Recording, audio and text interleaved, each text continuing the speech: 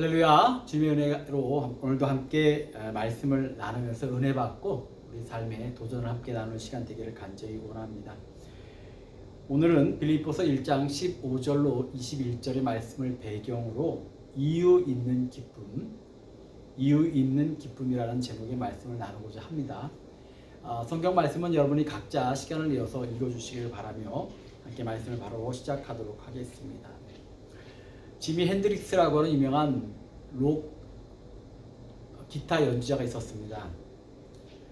그는 마약에 중독되어서 가끔 무대 위에서나 무대 밖에서 난폭한 행동과 문란한 삶을 살던 사람이었습니다. 1970년 어느 공연에서는 그가 갑자기 공격적이 돼서 자신의 기타를 부숴버리기도 했다고 합니다. 로버트 맥기와 도널드 사코가 쓴 평안을 찾아서라는 글에 보면 어느 날 지미 핸드릭스가 공연을 마치자 사람들은 막 뜨거운 열광적인 박수를 보냈습니다. 그러다 순간적으로 그 박수가 멈췄습니다. 왜냐하면 지미 핸드릭스가 무릎을 꿇은 채로 움직이지 않은 채 그대로 있었다고 합니다. 사람들은 이유를 알 수 없고 그런 시간이 어느 정도 흐르다가 갑자기 그가 이렇게 말을 합니다. 여기에 누군가 참된 평안을 아는 사람이 있으면 무대 뒤에서 만나고 싶습니다. 그러나 그날 아무도 그의 요청에 응답한 사람이 없었고 며칠 후에 그는 약물 과다로 죽었다고 합니다. 이 같은 삶의 모습이 그의만의 이야기는 아닐 겁니다. 생각으로 많은 사람들이 자신의 삶에 뭔가 불만족, 불평을 가지고 살고 있습니다. 과거의 상처들과 과거의 기억들과 싸우기도 하고 그런 과거의 문제로 인해서 현재와 싸우기도 하고 또 현재 속에서 누군가 비교하면서 행복을 느끼기보다는 불행하다고 느끼고 그렇게 살아가는 사람들이 참 많은 것 같습니다. 그러나 오늘 성경의 주인공, 빌립보서의 주인공이 되는 바울은 정말로 그렇지 않았습니다. 바울은 빌립보서를 향해 편지를 쓸 때 그는 감옥에 있었습니다. 이 감옥이라는 곳이 어떤 곳입니까? 삶의 모든 것들을 제약받는 공간입니다. 또 당시의 상황들을 보면 언제 죽을지 모르는 그런 처지에 있는 사람입니다. 그랬던 바울이 상황과 처지를 뛰어넘어서 기쁨에 대해 선포하고 있습니다. 기뻐할 수밖에 없는 이유를 말하고 있는 거죠.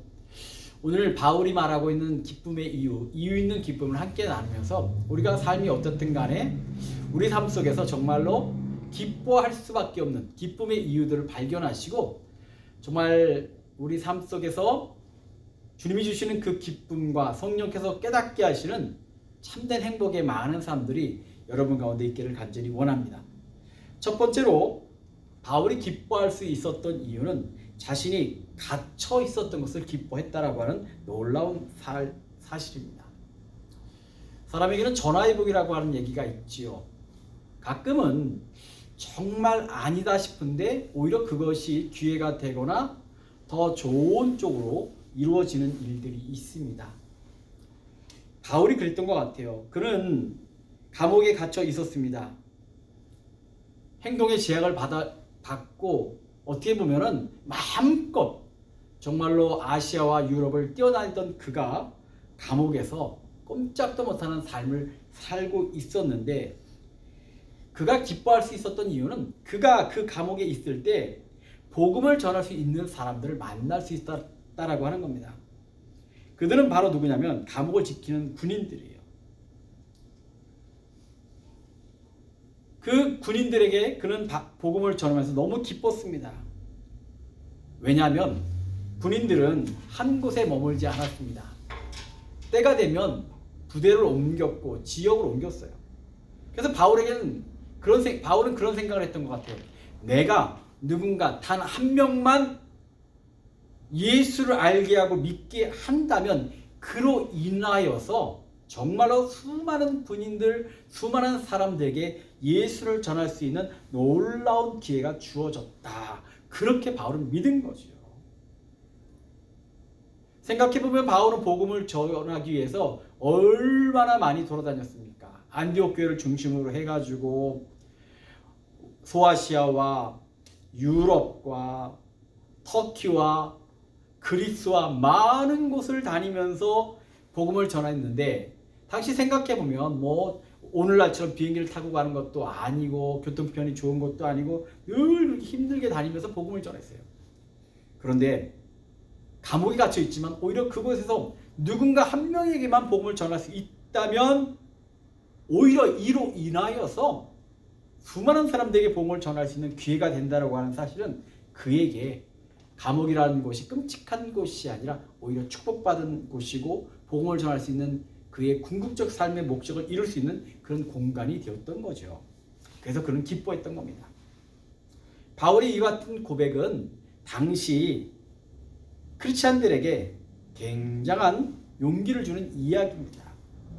당시에 유대인들 중에서 기독교인이 됐던 사람들, 또 이방인 중에서 기독교인이 됐던 사람들, 그들은 우리처럼 편하게 교회를 다니고 싶을 때 가고 다니고 믿고 싶을 때 믿을 수 있는 그런 삶의 환경들이 아니었어요. 초대교회 이야기들을 읽어보면 그런 얘기를 합니다. 유대 공동체 중에서 누군가 크리스찬이 되면 그런 사람들은 그 공동체에서 물건들을 팔지 않았다 그래요. 쉽게 말하면 오늘 우리가 그로셔리에 가서 먹을 거 사야 될 때 크리스찬이라는 이유로 물건들을 팔지 않았다고 합니다. 당시 신앙이라고 하는 것은 각자의 신앙이 아니라 그 종족이나 집단의 성향에 따라서 일괄된 그런 것들을 가지고 있었기 때문에 타 종교를 믿기 시작하면 핍박의 대상들이었던 거예요. 그래서 초대 기독교인들은 많은 어려움들 속에 있었습니다. 그랬던 그들에게 바울의 이와 같은 기쁨의 이유는 용기를 주고 확신을 주고 담대함을 주는 그런 놀라운 사실이었던 거죠. 오늘 우리도 바울이 느꼈던 그 기쁨의 이유가 우리들 마음속에 있기를 간절히 축원합니다. 사실 살다 보면 많은 것이 우리의 원대로 소원대로 안 될 때가 있어요. 생각 같지 않을 때가 있습니다. 그러나 그것을 잘 살펴보고 묵상해 보면 그 안에 오히려 하나님의 역사가 이루어진 일들이 있다라고 하는 거죠. 99가지가 비록 안 될지라도 단 한 가지 이유만으로 기뻐할 수 있고 한 가지 이유만으로 내가 행복해질 수 있는 그 기쁨의 이유가 여러분 가운데 깨달아져서 바울처럼 감옥 속에서도 기뻐할 수 있는 삶이 우리 가운데 있기를 간절히 축원합니다. 두 번째로, 자신의 고난으로 인해서 그리스도께서 존귀하게 된 것을 기뻐했습니다. 20절과 21절의 말씀입니다. 나의 간절한 기대와 소망을 따라 아무 일에든지 부끄럽지 아니하고 오직 전과 같이 이제도 온전히 담대하여 살든지 죽든지 내 몸에서 그리스도가 존귀히 되게 하게 하나니 이는 내게 사는 것이 그리스도니 죽는 것도 유익함이라. 아멘. 바울이 정말 환경적으로 어려운 가운데 있었지만 오히려 그로 인해서 정말 그리스도가 산다는, 복음이 전해진다고 하는 걸로 인해서 그리스도께서 존귀하게 된다는 것을 인해서 바울은 그것을 기쁨으로 삼았습니다. 제가 설교하면서 몇 차례 말씀을 드렸듯이 제가 목회하는 지역은 조기 유학생들이 많이 오는 그러한 지역입니다. 제가 기억하기로 2007년도, 2008년도에는 유학생 가정들이 굉장히 많이 들어왔습니다. 한 해에 몇백 명씩이 들어왔어요. 길거리 유학생들이 쫙 퍼졌습니다. 교회마다 뭐 난리가 났죠. 교회마다 유학생들을 전도하기 위해서 막 애를 쓰고 막 그랬는데, 제가 사는 아파트 아래층에도 포항에서 유학생 가정이 이사를 왔습니다. 유학생 엄마와 아들이 이사를 왔는데, 뭐 한국인이니까 인사를 하고 대화를 나눠보니까 교회는 전혀 가보지 않은 그런 사람이었습니다. 그래서 몇 차례 만나고 권면하고 전도하는 가운데 제가 섬기는 교회에 출석하게 됐어요. 뭐 그래서 여러모로 제가 돌봐도 드리기도 하고 문제가 생기면 해결해 주기도 하고 때로 한여름에 차가 문제가 생겨서 달려가서 도와주기도 하고 그런 일들이 많았습니다. 어느 날 그분과 이런저런 얘기를 하다 보니까 놀라운 얘기를 들었습니다. 유학생들이 정보를 주고받는 그런 카페 같은 곳이 있는데, 블로그, 카페 이런 것이 있는데, 거기에 보면 유학을 먼저 마친 사람들이 남긴 유용한, 유학생활을 편하게 할 수 있는 유용한 정보가 있답니다. 그 정보 중에 하나가 유학 갔을 때 지역교회 목회자와 가까운 곳에 살라, 이것이 되게 그들에게는 유용한 정보라고 합니다. 유학생들이 유학을 와서 목회자들 가까운 곳에 살면 편하다, 도움을 받을 수 있을 것이다. 그 말을 듣고 정말 좀 씁쓸하더라고요.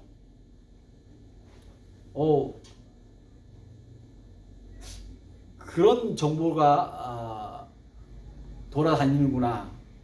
그리고 나중에 알았습니다. 유학생들이 학교에 개인 정보를 남길 때 이머전시 컨택트 넘버를 남기게 되는데 대부분 저의 이름과 전화번호를 남겼다는 것을 되게 늦게 알게 됐습니다. 하여튼 여러 가지 일들을 겪으면서 처음에는 이런 생각이 들어요. 이게 뭐지? 뭔가 좀 씁쓸하고 좀 이해가 안 되기도 하고 뭐 그랬던 마음들이 들었습니다. 그러나 마음을 정리했습니다. 그렇게 해서라도 그들이 교회를 나오고 그런 기회에 예수를 영접하고 여기를 떠나 한국에 돌아가서도 크리스찬이 된다면, 그 생각으로 다 정리가 되더라고요. 그러면서 가끔 살면서 그까이 거 뭐 그런 얘기 하잖아요. 그까이 거 하고 외치면 뭐 주님을 위해서, 교회를 위해서, 성도를 위해서 내가 뭐 그까이 거 뭔들 못해, 내가 어떠면 어때, 그 마음으로 살면서 유학생들을 섬기고, 모든 이들이 다 예수를 잘 믿고 간 것은 아니지만 그래도 그 중에 한국 가서 교회를 다니고 있습니다 라는 소식을 들을 때마다 굉장히 기뻤던 그런 기억이 납니다. 바울은 그는 살든지 죽든지 그것에는 상관없이 오직 그리스도께서 존귀케 되는 것에만 관심을 쏟았고 그것이 기쁨의 이유였습니다. 주를 위해, 복음을 위해 가끔 내려놓을 것이 있습니다. 그때 여러분은 더 유익과 큰 기쁨을 얻게 되는 놀라운 역사를 체험하게 될 줄 믿습니다. 세 번째로 바울은 그리스도의 마음 안에서 기뻐했습니다. 너희 안에 이 마음을 품으라, 곧 그리스도의 예수의 마음이니. 그리스도의 마음이라고 하는 건 다른 것이 아니라 인간의 구원을 위하여 자기를 버리신 예수 그리스도의 마음입니다. 예수님은 어떤 분이십니까? 그는 근본 하나님의 본체시나 하나님과 동등됨을 취할 것을 여기지 아니하시고 오히려 자기를 비워 종의 형체를 가져 사람들과 같이 되었다. 그것이 우리가 믿는 예수님이세요. 그리고 그분이 가진 마음입니다. 우리를 사랑하는 분, 우리를 긍휼히 여기시는 분. 우리 사순절 기간을 보내고 있습니다. 그리스도의 마음이 여러분들 마음에 가득하시기를 간절히 축원합니다.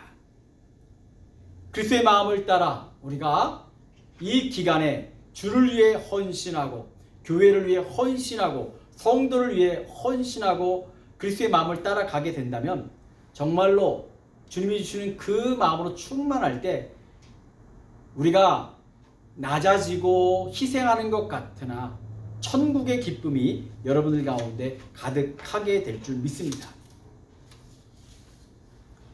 네 번째로는 바울은 사람들을 위하여 그 스스로를 드린 바 되었기에 기뻐했습니다. 17절에 보니까 만일 너희 믿음의 재물과 봉사 위에 내가 나를 관제로 드릴지라도 나는 기뻐하고 너희 무리와 함께 기뻐하리니. 아멘. 재물은 하나님께 드려지는 희생 재물이고 이때 제단 사이를 오가고 성소의 거룩한 제물들 사이를 오가는 제사장의 활동이 봉사로 알려졌습니다. 바울은 불신자들을 구하기 위해 자신이 희생 제물이 되는 것을 기뻐했습니다. 살든지 죽든지 주를 위해 산다는 것을 최고의 기쁨으로 여겼던 거죠. 저는 벤추라 감리교회입니다. 여러분들, 이 감리교회는 굉장히 큰 역사적 전통 자랑거리가 있는데 6.25 때 서울에서 감리교회 상당한 목사님들이, 많은 수의 목사님들이 순교를 당하셨습니다.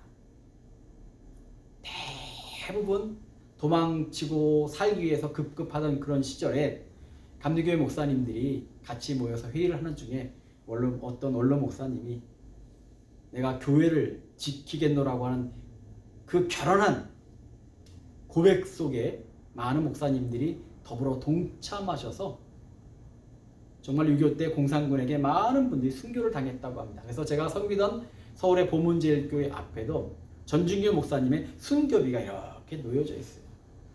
그분들이 왜 죽음을 선택했겠습니까? 주님을 위해서, 교회를 위해서 선택하셨고 그 희생들 가운데 감리교회가 든든하게 세워졌고 그분들의 희생을 지금도 기억하고 있는 겁니다. 오늘 우리의 삶이 정말로 주를 위해 사는 귀한 삶 되시기를 축원합니다. 주를 위해 헌신하는 삶 되시기를 간절히 원합니다.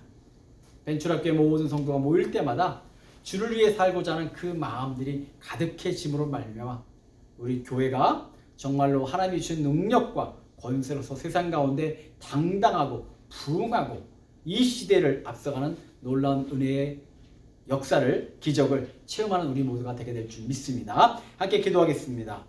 아버지 하나님, 감사를 드립니다.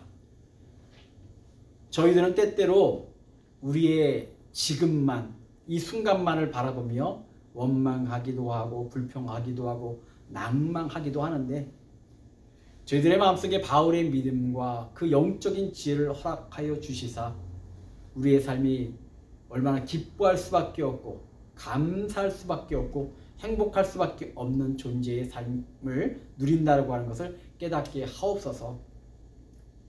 때로 낭망의 순간이 다가오지만 그럼에도 불구하고 그 속에 하나님의 역사를 발견하는 영적인 지혜가 열리기를 간절히 원합니다.